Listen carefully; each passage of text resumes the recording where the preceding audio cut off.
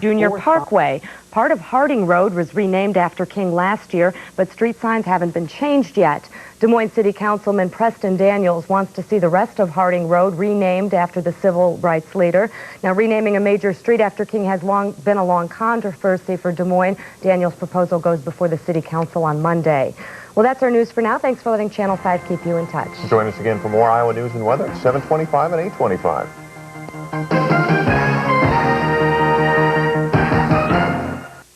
Today will be sunny and pleasant with a high around 70. Good morning, America. I'm Charles Gibson. And I'm Joan Lynn. Coming up in our first hour this Wednesday, September 23rd. Here we go again. Ross Perot hints that he might get back in the race. Yugoslavia's prime minister pleads for understanding after his nation is thrown out of the UN. And Serafina joins the list of Joel Siegel's must-see movies for the fall. And Spencer? Well, I've got some must-see weather here, Joan. Mid-September is the peak of hurricane season, and during the past 24 hours, the waters of the Atlantic have spawned 2 new storms. We'll take a look at them in this half hour. And when I began the show, I should have said this just in. Joan Lunden. Yes, I sat down. Well, you know, it takes a little longer. You sat down at about, what, 2 minutes, 2 seconds, rather? 2 seconds. It takes longer to get yourself together when you're... slung. Yes, when you have one hand tied behind your back, so to speak, or tied in front of your back. We're going to have the stories we mentioned a few moments ago. Also with us this morning, former President Jimmy Carter is here to celebrate a medical program that's fighting and winning a battle against river blindness, one of the most frightening diseases known to man. Been here to talk about it before, will again. And while he's here, of course, we'll also talk a little politics, get his take on Ross Perot, the phantom candidate. And rising star Bridget Fonda recently starred in the thriller Single White Female. Well, now her latest film is a romantic comedy. This time it is simply called Singles. And we'll hear from her later in this hour. Leading the news, though, at this hour, Yugoslavia is expelled from the United Nations, and Mike Schneider has that story, the other news of the day. Mike, good morning. Thank you, Joan. Good morning, everybody. Our first story this morning is about a chair, an empty chair at the United Nations. It is the chair that used to belong to Yugoslavia, what's left of it, the republics of Serbia and Montenegro. Yugoslavia was forced out of that chair last night, and for the first time, the General Assembly has voted to expel a member. It's the UN's latest effort to end Serbian support for the civil war in Bosnia, but the Bosnian ambassador says he doesn't think it's going to work. The feelings are that what's happened here this evening with the expulsion of Yugoslavia, that is Serbia and Montenegro, we are seeing a symbolic gesture. Unfortunately, the symbolic gesture will not have great impact on the suffering of our people immediately. You'll be able to hear Serbia's side of the story just a few moments here on Good Morning America. The Serbian President Milan will be a guest on this broadcast. Also overseas this morning, there has been a disaster in the southeastern part of France. Flash flooding there. The flash floods reportedly have killed nearly 24 people in an area of France from Ardèche to the Vaucluse region. Hundreds of others have been chased from their homes by the high waters. We're being told that most of the dead were in one town, Vaison-la-Romaine. Strong winds there blew over buildings, and the latest reports indicate that in that area, 17 people have been killed. In Moscow this morning, ABC News is told the Russians are giving the United States new information about a one-time American prisoner in the old Soviet Union. We're told the American was an intelligence officer. He reportedly served 8 years in Moscow in a jail. Then in 1949, Soviet officials apparently decided they could not let him go, that he knew too much. So they killed him and told Washington that he died of natural causes. No names released. In Washington, a Senate committee has held a second day of hearings about Americans who did not come home from the war in Southeast Asia. Here's ABC's James Walker. A feisty Henry Kissinger vehemently denied accusations the Nixon administration had knowingly left behind American servicemen in order to end the war in Vietnam. That allegation is a flat-out lie. Kissinger said he realized during the peace talks the North Vietnamese had not provided a full accounting of missing Americans. He said his bargaining leverage had been undercut in part by anti-war demonstrators. Among them, Lieutenant John Kerry. Kerry returned from combat in Vietnam and testified before Congress. Now he is the committee chairman. You suggest to me that those who oppose the war somehow took away options from you. I don't happen to believe that this dialogue is very helpful because it refights the Vietnam War. I was in Vietnam, and I came back, and from the day I got back here, I expressed concern about my comrades in arms. Kissinger said he never saw a confirmed report of live POWs. but he didn't discount the possibility that some servicemen were left behind in Laos. I think it's improbable that any are alive today. I honestly did not think there were any alive in Vietnam when the war ended. I have always kept open the possibility in my mind that there were some in Laos. Kissinger said no American was left behind in Southeast Asia deliberately. Let us, he said, stop torturing ourselves. James Walker, ABC News, Washington. Now to the fight over family leave. President Bush did what he said he would do last night. He vetoed the family and medical leave bills that the Democrats in Congress have been pushing. Mr. Bush is proposing a system of tax credits for businesses that would help them give workers unpaid time off to deal with family emergencies. On Capitol Hill, Democratic leaders admit they don't have the votes to override the president on this one. Bill Clinton responded quickly to the presidential veto. He called it a major mistake, and he accused the Republicans of hypocrisy when it comes to family values. He also criticized the timing of the veto. It happened at about 8:45 Eastern Time last night. I expected it, but I'm still disappointed. I'm disappointed he did it late at night. You know, once again, he said we can't. He's told the American people that we can't have a law that 70 other countries have, that all of our major competitors take for granted, a law that would support family values about as much as any law and would be good for the workplace. Earlier in the day, Clinton happened to be in East Lansing, Michigan. That is where the first presidential debate between Mr. Clinton and Mr. Bush was supposed to have occurred last night. Clinton said he's not surprised Mr. Bush didn't show up because, in Clinton's words, the president does not want to have to defend the worst record in the last 50 years. That's a quote. Unusual campaign development to tell you about this morning involving Ross Perot. Perot held private meetings yesterday, separate meetings with the Bush campaign chief, James Baker, and the Democratic National Chairman, Ron Brown. Brown's office says it was general campaign talk. Baker isn't saying exactly what they talked about. The meetings followed a new hint from Perot that he might actually get into the presidential race now. Here's ABC's Morton Dean. I'll tell him, run, Ross, run. What Perot will eventually say about running is as much a mystery at Perot headquarters as anywhere else. We don't know any more than you do at the moment. He's the Texas tease. Ross can do it. Ross can do it. Perot still says maybe he'll do it, maybe he'll become an official candidate, maybe not, maybe. In Dallas, the head of Perot's political organization, United We Stand America, worries that there are only 6 weeks till Election Day. We're running out of time. We've got to get on with this thing. Perot has gathered enough signatures on petitions to be on the ballot in all 50 states. But without making it official, without declaring, yes, I am a candidate, Perot won't be able to buy network commercial time. That's the rule, and network commercials are crucial to any political campaign. So when will the unpredictable, unorthodox Perot publicly make up his mind? Well, possibly after a meeting here in Dallas next week. We'll get the state coordinators together, and we'll sit down with Mr. Perot, and we'll have a good rap session and figure out what we want to do. Even if Perot does not become an official candidate, by having his name on the ballot, he could prove to be a major influence in November. 4 years ago, a dozen states were decided by a margin of no more than 5 percentage points. Morton Dean, ABC News, Dallas.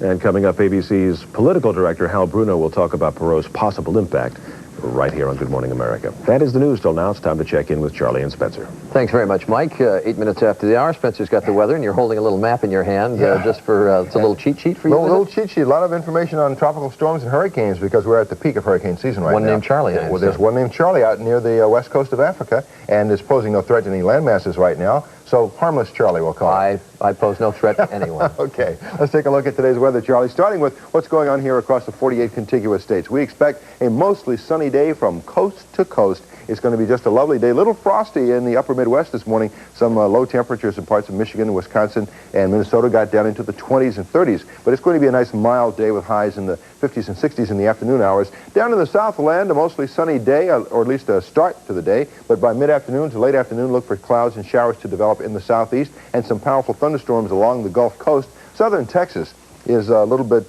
dreary right now, under dreary weather conditions, that is. Cloudy skies and rainfall, and rain will continue through much of the day. The remainder of the nation, mostly sunny. Now let's take a look at what's going on in the Atlantic. We've got some rather active tropical systems. This is Tropical Storm Danielle, about 125 miles off the coast of North Carolina.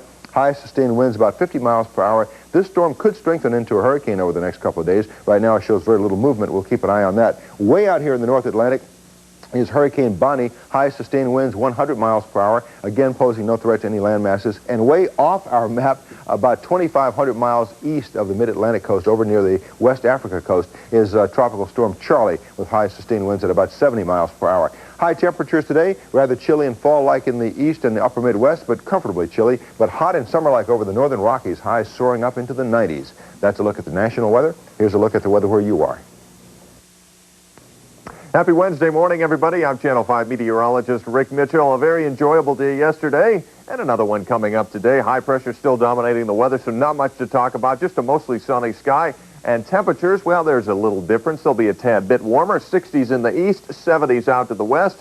We'll be somewhere in between. The 5cast for Des Moines and vicinity. Sunshine, pleasant, a high of 69. Southeasterly winds at 5 to 15 miles per hour. More on today's forecast in the next half hour. Charlie? Thanks, Spencer. 10 minutes after the hour, as Mike was saying, Ross Perot said yesterday quitting the campaign was a mistake. So what can we expect from him now? Well, we're going to ask someone who's been watching Mr. Perot for years. Lynn Ashby is columnist for the Houston Post and editor of its editorial opinion section. He's joining us from KTRK in Houston. Lynn, good to see you again. Good morning. Any doubt in your mind he's getting back in? None at all. He misses the limelight. So what does he get getting back in? Attention. He dropped out, and suddenly he was a non-candidate, and he couldn't appear on talk shows anymore. And he missed that, and so this is the best way to get back in it again. He has no chance of winning, but he's back on the talk circuit. Well, but that's interesting. He was, or seemed to be, a very viable candidate at the time he withdrew. Now he gets back in. He's a very proud man. He gets back in, most people agree, without much chance of winning. So why would he do it? We've been having him on the talk shows anyway, when he's not a candidate. So why do this? Well, I think he wants all the advantages of being a candidate and none of the disadvantages. It's a lot of fun to be on shows and have people ask you fluffy questions. It's not much fun to be a candidate where people start looking into your background and asking very embarrassing questions. Does he want to be part of the debates? Does he want to get his ads on television? Oh, yes, absolutely. No question about that. He's packaging this as that I don't want to do it. They're making me do it. My volunteers have the last word, which is sort of ridiculous because he's paying for the whole operation. Is there much support in any states that you can see where he could have a significant effect on the election? Well, he could certainly have an effect with just a small percentage, but he's no longer a viable candidate. He peaked out at about 37%. He's down now to maybe 16%. If he announces, he'll go up a little bit, but he has no chance of winning. Then there's dissatisfaction with the two major party candidates. What if I asked you, does he get support as none of the above as compared to support as Ross Perot? Well, he will certainly get the frustrated voter, and that's a large majority of them out there. I've just been around East Texas asking questions, and I ask people, who are you for? And each time you get a frown. No enthusiasm for either one, and it's the old yard sign theory. There are no signs and bumper stickers out there for either candidate. All right, Lynn Ashby, thanks very much. We're going to turn to Hal Bruno. Joan's talking to him. Joan? All right, Charlie, how would a Perot candidacy affect the remaining 6 weeks of the campaign and the election in November? We do turn now for some answers from ABC News political director Hal Bruno. He joins us this morning from Washington. Hal, good morning. Morning, Joan. You heard the prediction, Perot to declare again, so how will that affect the race in your opinion? Well, I think Lynn said it right. It's like having none of the above on the ballot. And there's a number of states where he could have an impact, not in winning it himself, but in tilting it most of the time toward Bill Clinton and away from George Bush, though there are a few places where he might help Bush. We actually have a chart, Hal, and some maps here that you've supplied us. You can tell us how the race shapes up, which states. All right, here we go. First of all, the electoral vote estimate. All right. At this stage, according to our reporting, when talking to people in the parties in all the states and all the campaign people on both sides, Clinton is now ahead in 28 states with 317 electoral votes. Bush is ahead in 15 with 139. 8 states with 82 electoral votes are even. 270 are needed to win. What that tells you is that at this moment, Bill Clinton is really substantially leading in the states where the electoral votes are. So which states might be affected with Perot entering? Well, take Texas and Florida. These are states that have been the foundation for the Reagan-Bush victories of the 1980s. And if Perot comes into those states where Bush right now is narrowly ahead or it's very close, Perot's presence in those states would tip it to Bill Clinton and give Clinton a chance to win those states. In a state like Ohio, which is either dead even or Clinton somewhat ahead now, for some reason, and I can't figure it out, Perot seems to hurt Clinton in Ohio. I was there last week, and nobody can explain it to me, but that's the way it seems to be. Nobody can explain a lot of this to us, Hal, and anything can happen, as we have seen. So as we watch this and we all try to analyze what's going on, what should we keep in mind? Well, another thing, keep in mind that Perot, just by being there, can have an impact on the campaign because he's on the ballot in 50 states. The other thing is, if Perot does come in, he immediately is qualified to take part in the presidential debates if they ever happen. He meets all the criteria of the Commission on Debates. He's on enough ballots. He's got a standing in the polls. He's nationally recognized. So he will take part in the debates if he becomes a declared candidate. Now, we've got a debate that was supposed to happen next week in Louisville. Today is the deadline for go or no go on that, and it's probably going to be canceled because the Bush campaign will not agree to the terms of the debate, and negotiations have to take place. But let's just say Perot is in. The next debate coming up is October 4th in San Diego. Perot decides, yes, I will take part in the debate, and Clinton and Perot show up. Where does that leave George Bush? Pretty embarrassed. Yeah, all right, Hal. Well, we'll keep watching it. Thank you.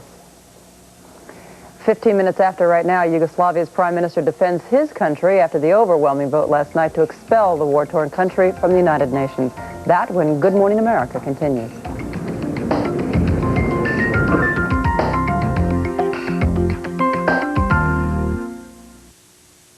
Fixing lunch is one of the joys of motherhood. Peanut butter again? It's a thankless job. Egg salad? Isn't this your doggy bag from last night? You're always pressed for time. Are you mad at me? Thank goodness for Lunchables from Oscar Mayer. Their best meats, cheeses, crackers, even dessert. Best of all, kids love them. Thanks, Mom. Lunchables from Oscar Mayer. Nothing but the best. This is one-on-one. It's a very service-oriented job and business.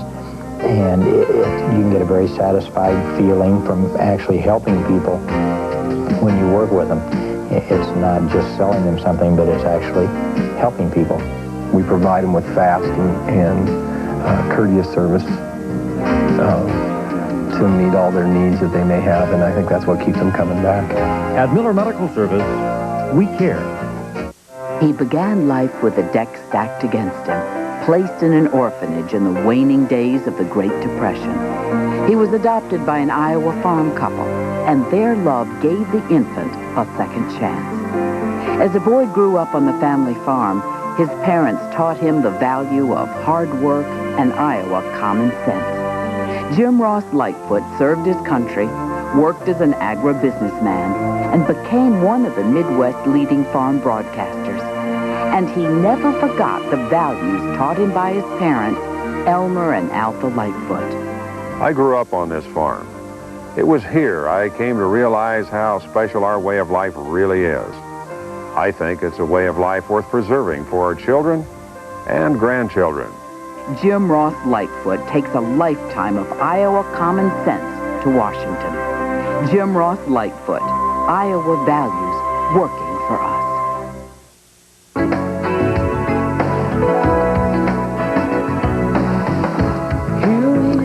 18 minutes now after the hour. Late last night, by an overwhelming vote of 127 to 6, Yugoslavia, one of the founding members of the United Nations, was ousted from the General Assembly. It is among the most severe measures ever taken by the United Nations. Despite an 11th hour appeal by Prime Minister Milan Panic, Yugoslavia was stripped of its right to vote and speak in the General Assembly. And so joining us this morning is the Yugoslavian Prime Minister, Milan Panic, and I appreciate your being with us this morning. You made a strong appeal to stay in the United Nations. Does this make peace any harder to achieve? I think so. However, I think you should understand, and viewers, that we are staying in United Nations. Only we are banned from General Assembly. All activity of our mission remains, and we will be working with United Nations, and we are not ousted of United Nations, only General Assembly. All right. There was some dispute, I understand, among other members as to how much of a presence you actually can maintain there, is there not? No, there is no dispute. resolution is very clear. All right. Is it going to make peace harder to achieve? I really think where we lost the battle in the General Assembly, I have received an enormous support for my mission from the opponent, as I could call him, Mr. Begovic, who is not my opponent because he's president of Bosnia and I'm Prime Minister of Yugoslavia, but from Secretary of State of the United States, Mr. Eagleburger, to Secretary of State of Russia, Kozyriev, to Secretary of State of Great Britain, Chinese Secretary of State, French Secretary of State. I had total support for my mission, including Secretary of the United Nations, who said I'm needed to proceed with peace mission. Well, everybody lauded your efforts personally. But you mentioned, for instance, the president of Bosnia. He said, I laud his efforts as well, but I doubt he can do anything as long as the president, Milosevic, is in place. I think I can do far more than he can because he's only president. He's president of Bosnia, and I have talked to him. In order to get the peace in Yugoslavia, the president of a country, or Bosnia, not Yugoslavia, because we have a peace, by the way. I have no problem with living with Muslims and Croats and Serbs in Yugoslavia. Mr. Izetbegovic has a problem because he's no leader of Muslims, Serbs, and Croats. He's only leader of Muslims, and he has a serious problem. And I told him so. If election is today, I doubt that he wins. But while people lauded your efforts, this is an unprecedented move by the United Nations in expelling a member. But it's not expelled. It's only we are removed from participating and voting in General Assembly. But they have not done that to a nation before, even South Africa in 1974. And they didn't do it to Iraq. All right, I will accept your point on that. But it is obvious that the world overwhelmingly blames your country for what's going on in Bosnia-Herzegovina. That's why it was done. Because they didn't have a chance to hear me on your show. Well, all right, but they heard you in person. They heard me in person, but it was the last hour, as you said. I think if I was here a month to talk to all members of the United Nations, which I did, by the way, I spoke to a lot of them in 4 hours, that I think that vote could have changed considerably. But it isn't important anymore. The most important thing is that I'm working on peace. And even more important, that I have a total support of everybody. Some question, can I make it? But isn't that better to have somebody who may make the peace than nobody? Story out of your country in the last 48 hours of a massacre that may have occurred on August 21st of Muslims, Bosnian Muslims being slaughtered, perhaps 200 of them, one by one, taken out of a bus and shot to death by Serb nationalists. Do you have anything on that story? I think that that's the serious problem of civil war. I don't have information that this is correct. I don't know even if it is documented or proven. Lots of news of that type, like concentration camps in Yugoslavia, has been thrown at the United Nations to be found later by a lot of inspectors and international commission not to be accurate. So I take all this information, which are so provocatively violent with a great assault. I always check that before it is terrible. It cannot be worse. Civil war is no good. The leaders of Bosnia and Herzegovina are responsible for that. The trouble is they don't take that responsibility. Mr. Prime Minister, appreciate your being here. I hope we have a chance to talk to you soon again. Thank you. 23 after, President Jimmy Carter, former President Jimmy Carter, with us in our next half hour. We'll be back. You know the phrase, more fun than a barrel of monkeys? Well, it's not really true. So we dropped the K and came up with the Iowa Lottery's new scratch game, Barrels of Money. Much more fun. You can match and win up to 5 times, up to $750. Just scratch the top barrel for your number, then scratch to match the other barrels. Give Barrels of Money a try. It's definitely more fun than you know what. Don't miss the savings right now at Walgreens. Introducing Gyne-Lotrimin with new disposable applicators. This week, Gyne-Lotrimin cream and inserts are on sale. Only $14.99. Just $11.99 after rebate. Aziza Mascara in the special 2-pack gives you 2 for the price of 1. Walgreens sale price, an incredible $2.99. And through Saturday, your second set of big 4x6-inch supersized prints is free. Don't miss the savings this week at Walgreens. For people with heart problems, life is something never taken for granted. But every year, Thousands of patients at the Cardiac Center at Iowa Methodist are able to return to a normal schedule and a healthier lifestyle with the help of our skilled, caring staff. At Iowa Methodist, we treat our patients heart and soul.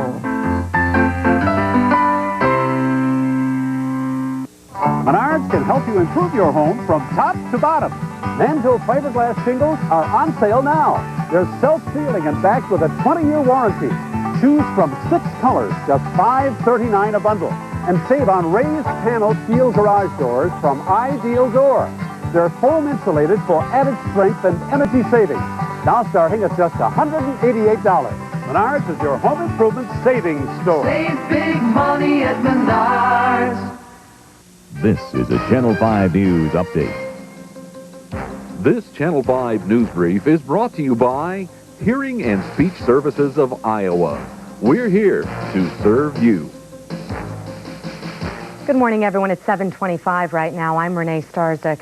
The Indiana woman accused of killing her 2 children on an Iowa highway is mentally ill. That according to her attorney. Kimberly Martin was arrested early Saturday after police found the bodies of her 2 children shot to death in the backseat of her car near Council Bluffs. Martin's lawyer says a psychiatrist examined Martin and discovered she's incompetent to stand trial. Martin's attorney says he plans getting a court order to move Martin from jail to a hospital. Jurors begin deliberating this morning to decide the fate of a Des Moines teen charged with murder. 16-year-old Stephen Taylor is accused in the drive-by shooting death of another 16-year-old Daryl Grady. Taylor and Grady were in rival gangs, and prosecutors are saying that is what triggered the shooting.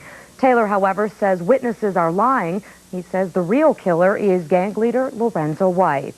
A team of federal inspectors is still checking out the damage after last week's floods. Folks in southern Iowa should know by Monday whether or not they will receive federal aid. It's been a struggle for them, and they're hoping the aid will go through. Amelia Hamilton was in Clark County and has this report. I've seen some bridges damaged, like the wings knocked off of them, but nothing to this extent in this part of the country. Steve Smith has lived in Clark County all his life. He's a farmer and a Clark County supervisor. He has spent the last week helping size up the flood damage to this area. Every low-lying area had damage where water came across the roads, and even if it didn't destroy the bridge, it washed a lot of rock off, maybe for a quarter or half a mile.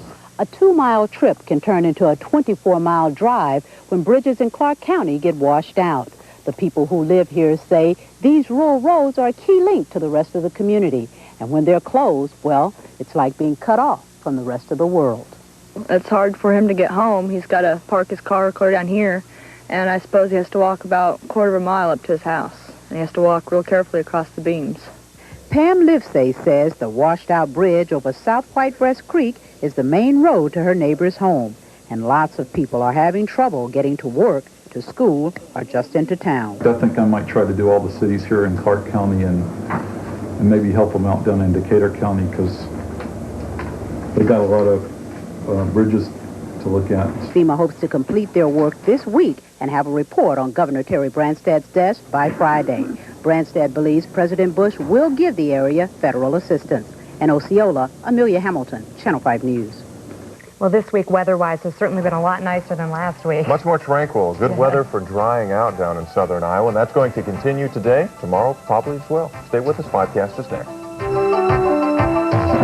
Reports are due on Monday. Report to work on Sunday? Double check your facts and figures. Facts and my figures?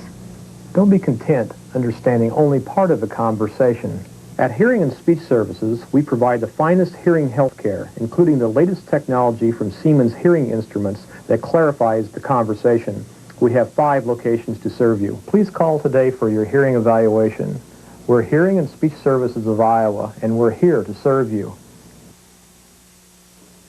Well, we've got nice sunshine out there this morning, and temperatures are quite cool like they were yesterday. 46 degrees in Des Moines, 42 at this hour in Ames. The winds are from the southeast at 8 miles an hour, the dew point 38. Relative humidity 73%, and pressure is holding steady, 30.31 inches of mercury. Yesterday, a gorgeous day because high pressure was in control. Same thing for today, so we should see a mostly sunny sky. Some very subtle differences, and the first thing will be temperatures. Just a tad bit milder. Winds will be from the south, helping to bring in those milder temperatures. 60s east, low 70s.